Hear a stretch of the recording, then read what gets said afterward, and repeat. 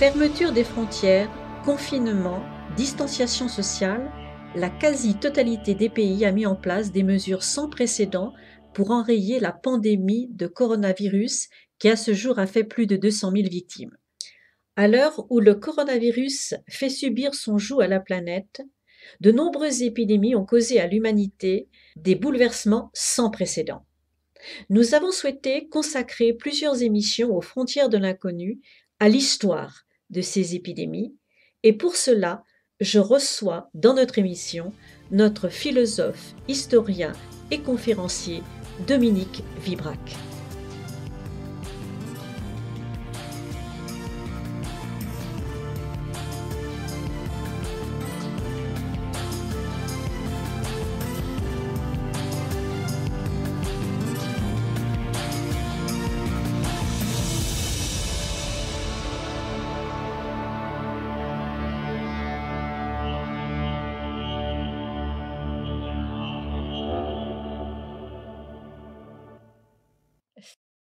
Bonsoir Dominique.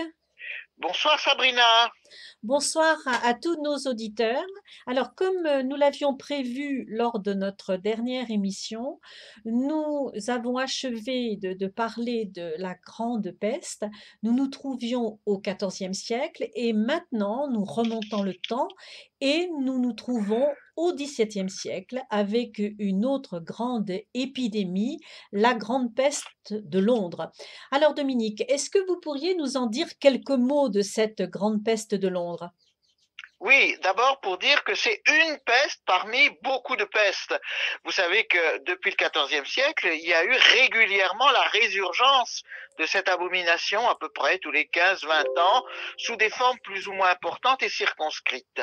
Alors, cette peste, grande peste de Londres, va être plus importante que d'autres. Nous sommes en 1664, 1663, fin 1663, début 1664, et ce sont les Pays-Bas qui sont touchés, des pays évidemment où le commerce est très important. Les navires des Pays-Bas ont transporté la peste et l'ont amené, c'est le règne à l'époque de la marine marchande, comme vous le savez, et ont apporté cette peste à Londres, où elle va sévir, et nous aurons un bilan d'environ 100 000 morts, soit 1/5 de la ville.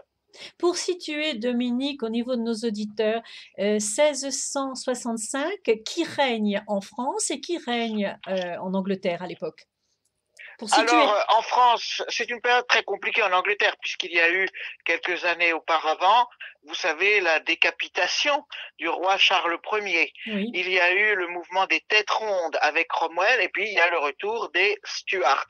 En France, on est bien entendu à l'époque de Louis XIV. d'accord. Donc cette grande peste a fait à peu près un cinquième au niveau des victimes de la population totale. C'est énorme. C'est énorme, mais vous savez, à l'époque, c'est le centre de Londres qui est particulièrement malsain, avec une promiscuité extrême, propice évidemment à une hygiène totalement déplorable. C'est ce qu'on appelle la City de Londres. Aujourd'hui, la City, c'est évidemment une capitale mondiale pour la finance, pour les services. Mais à l'époque, c'est une vieille ville particulièrement sale, avec des maisons en bois qui sont inflammables, on pourra en reparler tout à l'heure, Mhm. et puis une population concentrée.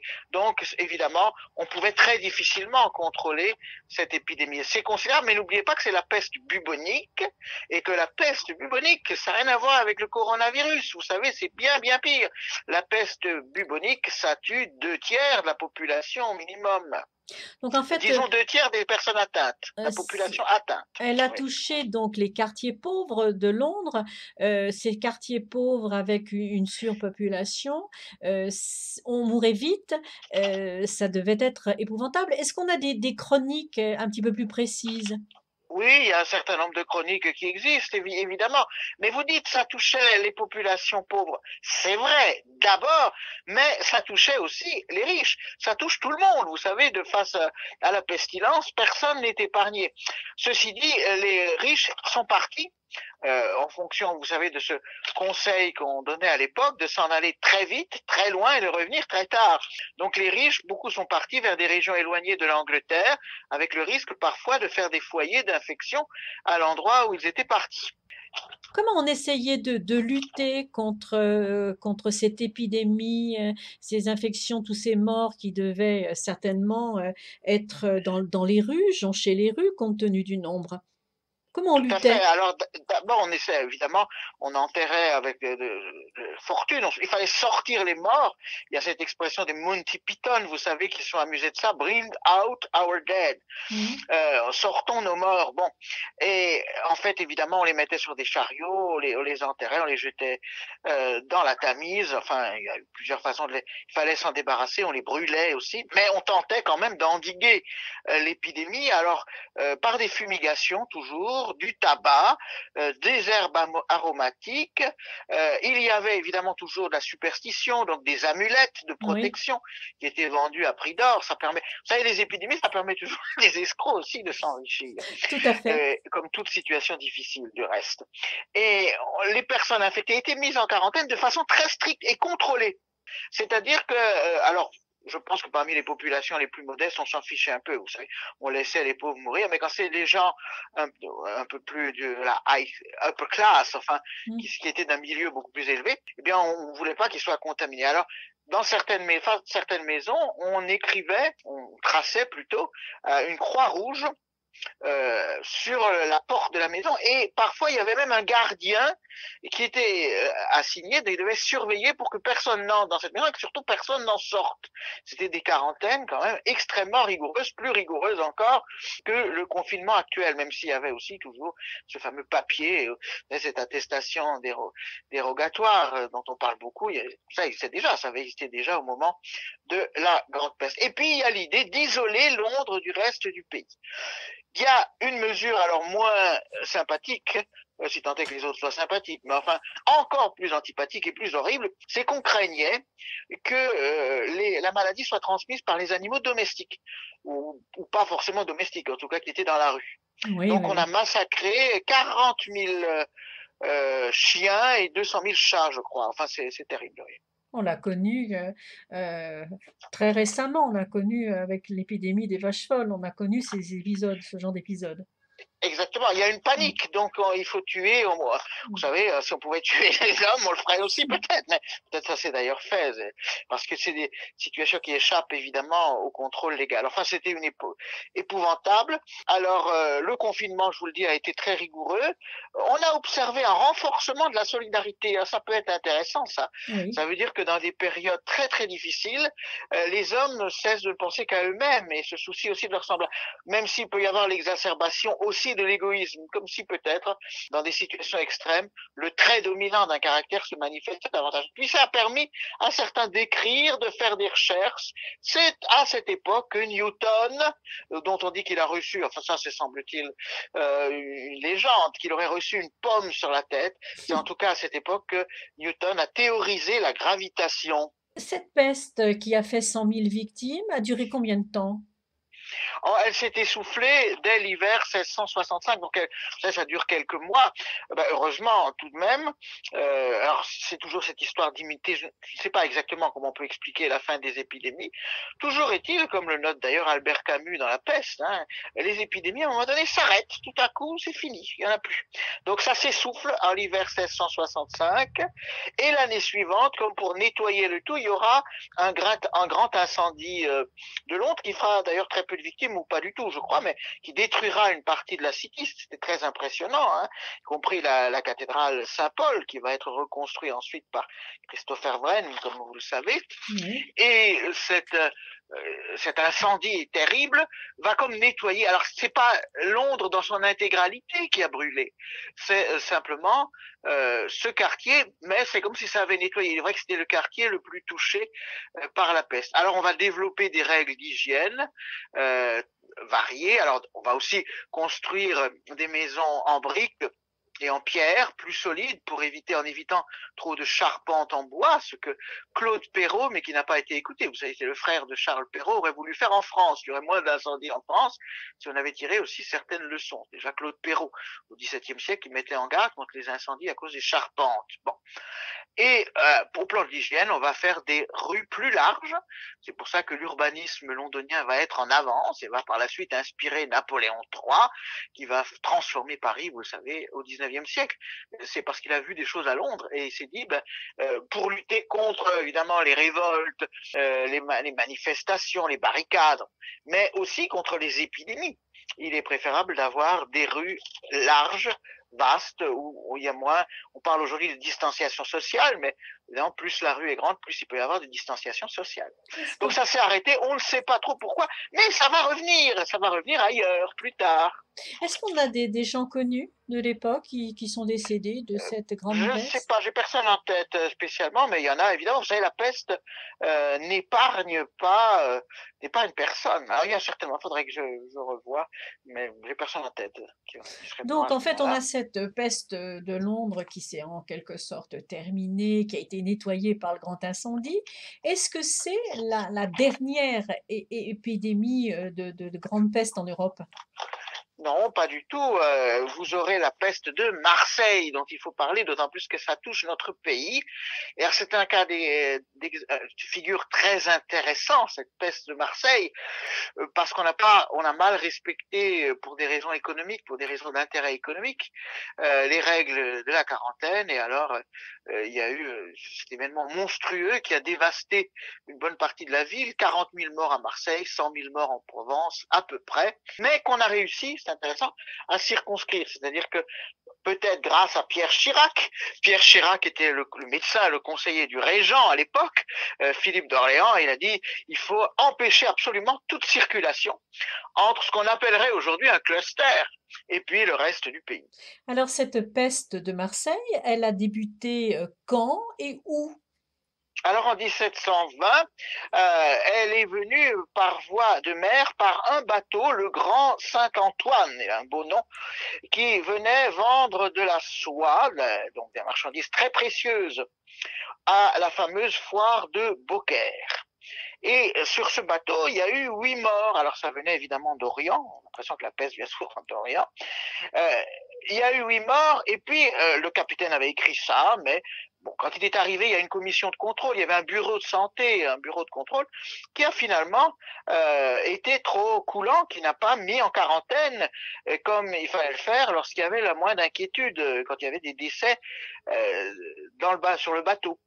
Donc, on a été négligent. Alors, on n'a pas été que négligent. Je crois que tout simplement, on n'a pas voulu perdre ces ballots de soie qui sont très précieux, vous savez. Oui. La quarantaine, ça se faisait sur une île, l'île de Jard, près de Marseille. Alors, c'était dehors, exposé aux intempéries, et ça durait ça durait en général 40 jours. Donc, si on avait laissé cette marchandise d'abord, ça aurait pris du retard pour le commerce, ce qui aurait été néfaste. Il y a toujours le problème de l'intérêt économique. Et puis, en même temps, ça se serait détérioré. Donc, on ne sait pas dans quel état se serait retrouvée cette soie qui aurait été en quelque sorte en plein air pendant très longtemps. Donc, pour éviter ça, on a plus ou moins fermé les yeux. Et on a quand même isolé d'une certaine façon l'équipage, mais pas assez. On ne l'a pas laissé cet équipage sur une île lointaine, enfin lointaine, en tout cas assez lointaine de Marseille. On a mis dans un endroit qui était un lieu de quarantaine dans Marseille même, une espèce d'hôtel-dieu. On a entreposé donc le matériel et aussi les personnes. C'était très imprudent parce que, vous savez, ces personnes, il y avait par exemple des grilles, donc une puce pouvait sauter, ça pouvait se transmettre et puis ils pouvaient parler de l'endroit où ils étaient avec les passants. Alors ça limitait forcément la transmission, mais vous savez, s'il y avait un rat qui se trouvait là avec la marchandise, et ben lui, il est sorti et il a pu contaminer les Marseillais. Donc c'est par négligence en quelque sorte, alors qu'on connaissait déjà des règles très précises de quarantaine, que cette épidémie a pu flamber de façon incroyable. Alors, elle a Toujours, flambé, évidemment, d'abord dans les lieux modestes, oui, c'est-à-dire oui. là où les rats pouvaient pulluler, En quelle et puis année? ensuite tout le monde a été touché. En quelle année? En quelle année? Combien de temps? 1720. 1720, c'est la Régence. Louis XV à l'époque 10 ans, ça va durer jusqu'à l'extrême fin, 2 ans, mais enfin, ça va aller en décroissant après un pic terrible qui aura à un moment donné avec des cadavres qui jonchaient les rues, on ne savait pas quoi en faire. Alors on les a enterrés. Beaucoup de cadavres, ce qu'il en reste, doivent se trouver sous la cathédrale, la Major, vous savez, la cathédrale de de Marseille La cathédrale de actuelle. Marseille.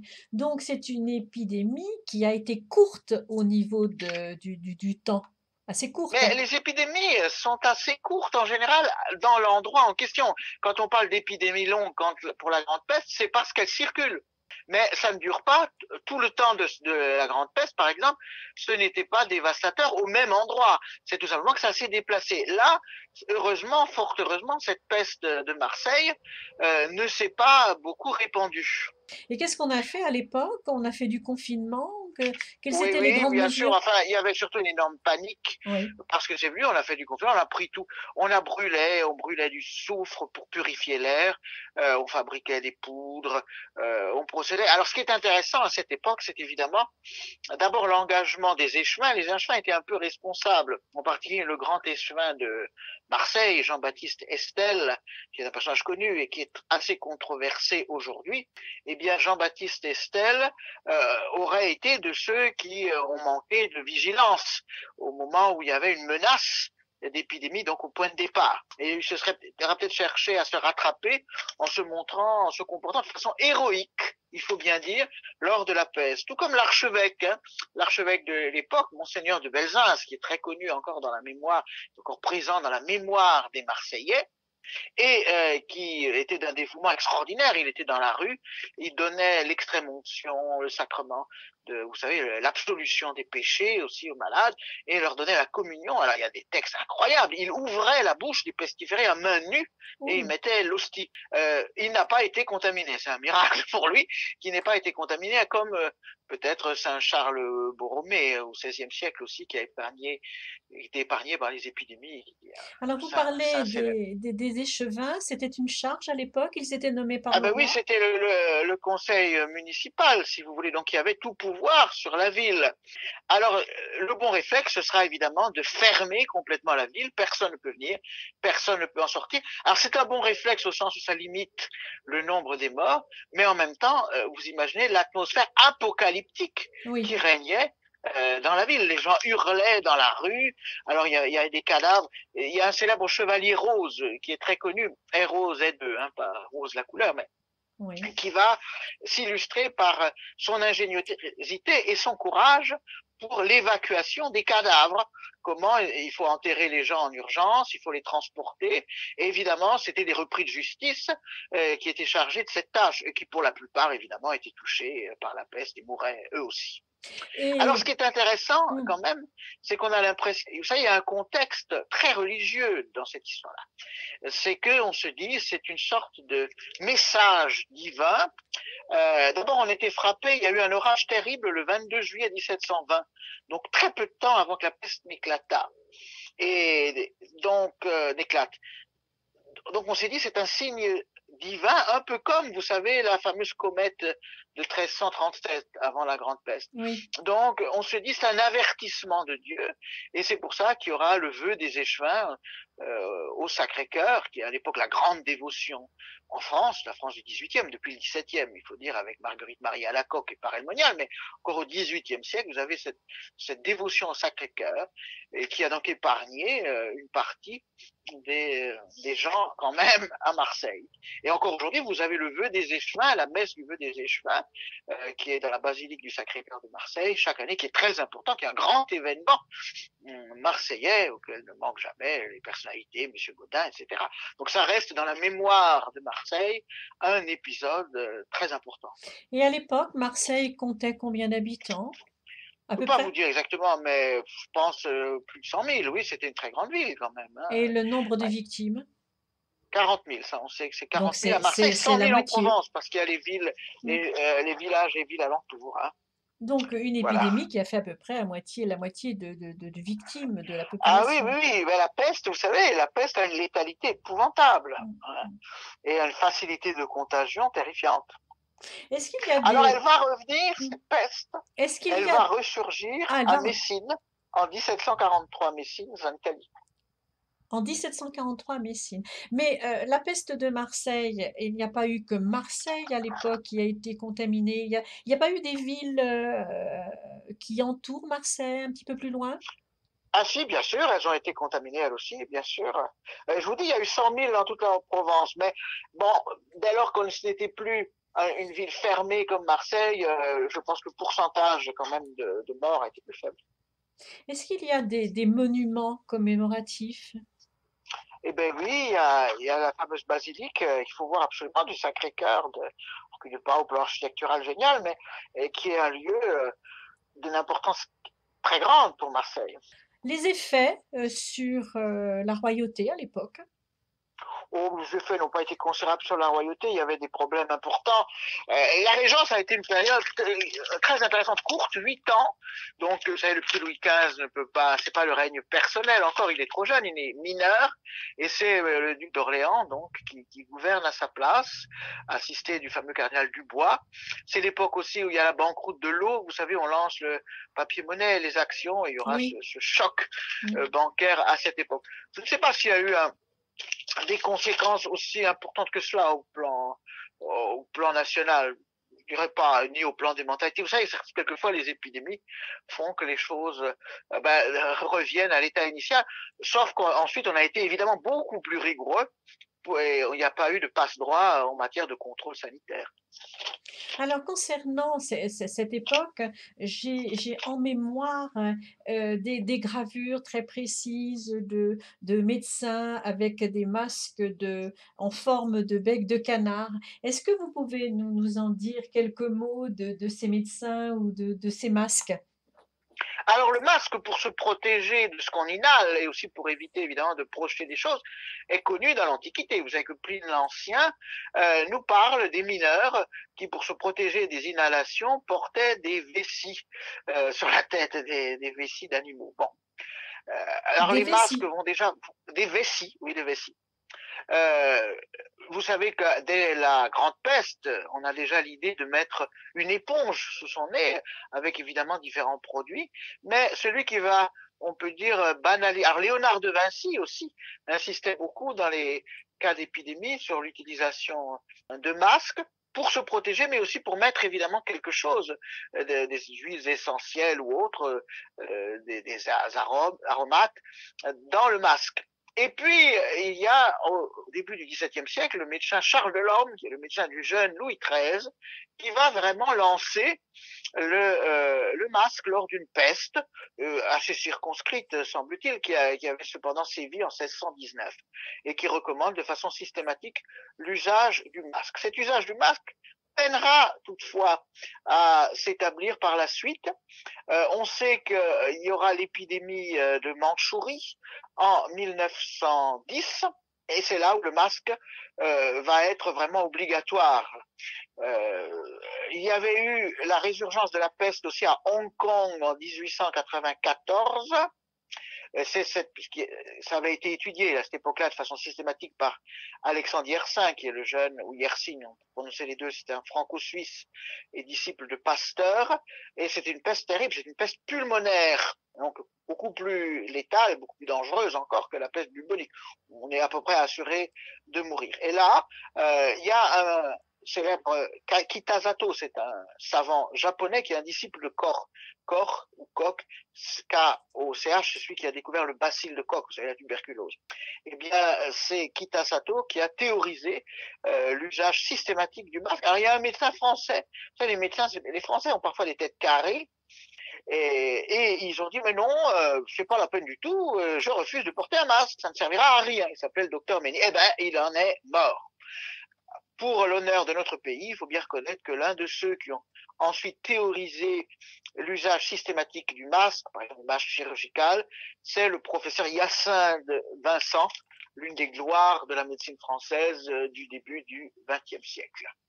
Bien, donc les masques, on les a utilisés de manière tout à fait empirique depuis l'Antiquité. Et Oui, ça s'est un petit peu après étendu pendant la peste de Marseille, ou oui, la peste de Marseille, ou déjà la grande la peste Grande aussi, Peste, déjà la oui. grande peste, oui. Et après la peste de Marseille. Et ensuite, Ouais. après, il y a eu des usages de Mars parce qu'on avait une connaissance de la manière de transmission de l'épidémie.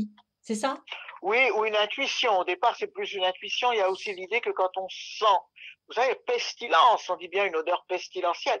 Quand on sent, on se dit qu'on peut être quelque chose de néfaste qui va venir.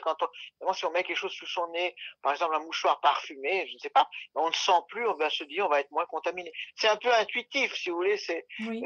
c'est pas aussi raisonné, évidemment. Par la suite, à partir de la fin du 19e, c'est totalement scientifique et raisonné et argumenté comme ça l'est aujourd'hui. Un mot de la fin, Dominique, si tant est qu'il Oh, je puisse y en sais avoir un? pas. Oui, le mot de la fin, c'est que la peste a encore ressurgi, s'il m'en souvient, à Madagascar, il n'y a pas si longtemps, il y a une vingtaine, une trentaine d'années, sous forme circonscrite. C'est-à-dire que ce n'est pas une menace complètement éteinte. Réjouissez-vous, chers auditeurs, il n'y a pas que le coronavirus qui vous menace, il y a aussi un jour la peste. Et une dame, auteur de romans policiers, Fred Vargas, qui est aussi chercheuse dans le domaine justement d'épidémiologie, eh bien, a écrit un jour un roman où elle dit, formule l'hypothèse d'un grand retour à Paris de la peste. Ce n'est malheureusement pas impossible. Mais Donc, il y a le mot de la fin, c'est que c'est jamais fini, c'est que ça revient toujours. Il n'y a pas de mot de la fin. il n'y a pas de vaccin de la peste. Non, non, il n'y a pas de vaccin de la peste, mais je ne sais pas comment on traite de la peste. Peut-être par des antibiotiques quand même. Il faut le bacille, ça, je ne sais pas. Si ça revenait au jour où ça pourrait revenir. Bon, écoutez, merci Dominique de nous avoir apporté votre éclairage sur les deux grandes épidémies qui ont sévi à Londres et à Marseille. Je remercie également tous nos auditeurs de suivre la série de notre émission Aux frontières de l'inconnu. Cette série réservée aux grandes épidémies de l'histoire. Et je vous dis à bientôt. À bientôt, Dominique. À bientôt, Sabrina, pour parler peut-être d'une épidémie du XXe siècle. Merci à vous. Merci à tous les auditeurs.